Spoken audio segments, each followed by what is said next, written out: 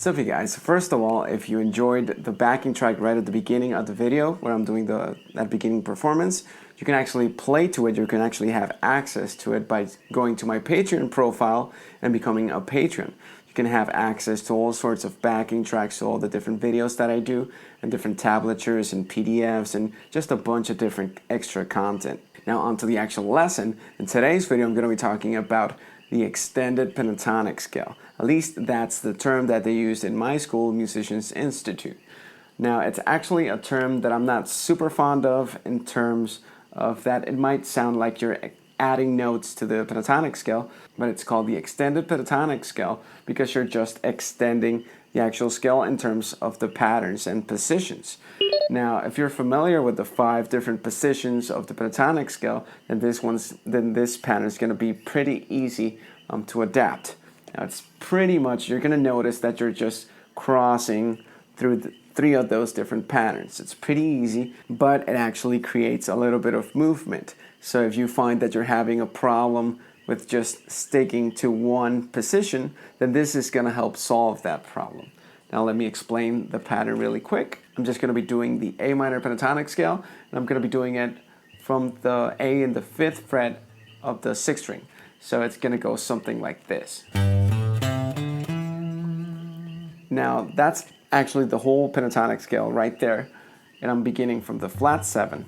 Now it's a pretty simple pattern because all you really have to learn is those 5 notes right there. And then all you gotta do is repeat those 5 notes from different positions or from the different octaves. So you do the exact same thing over here. And then the exact same thing again over here. And then once you have that down, just do it going back. Now, as you can tell, it's a normal pentatonic scale we all love and play all the time. But now you get a little bit of that horizontal movement. You're not just staying over one position and just improvising the whole solo over that one block, you know, the same block that everyone loves and just, I mean, it's useful. It's a great piece of information. But now with this,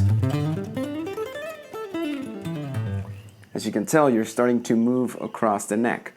What that opens up is the possibility of actually switching between all those different 5 patterns. It's going to make things a little bit easier in terms of switching, like I just said. Now the why behind this is because you're actually playing 3 of those different patterns at different times.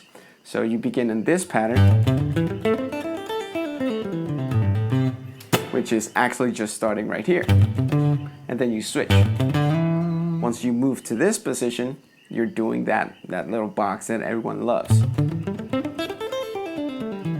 And then after that, you move again into another pattern. And from here, you're doing this position. And we're still not finished. From there, you move on to this position. So we're actually doing 4. We're doing this one, this one, this one, and this one. Just about those 5 different positions in just one position shift. So it's all just a matter of thinking about the scale a little bit differently. The cool thing about this is, like I just said before, you get to move across the neck. So you can start here, and then once you're here, you can just go into your normal pentatonic scales. Then once you're there, you can move on to this position, and again, apply everything you know there. And then from there, again, you can move over to the next position, and you know what I'm going to say already. You can apply everything that you know from that position. So already you have access to a whole bunch of new places across the neck with the pentatonic scale that if you were just thinking about it in these vertical positions, you wouldn't have thought of.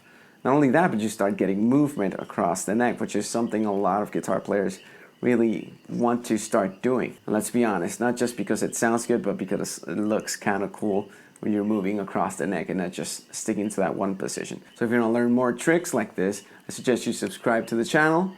Remember to hit the like button. If you want any lessons about specific topics, you can comment below. You can also find me on any kind of social media. I'm on Instagram and Facebook, and I'm obviously on YouTube. You can also check out any other products that I have out there, like my book, the art of scale weaving, my instructional box set with the guys from Guitar Tutorials called 10 Modern Fusion Licks. Alright, thanks for watching.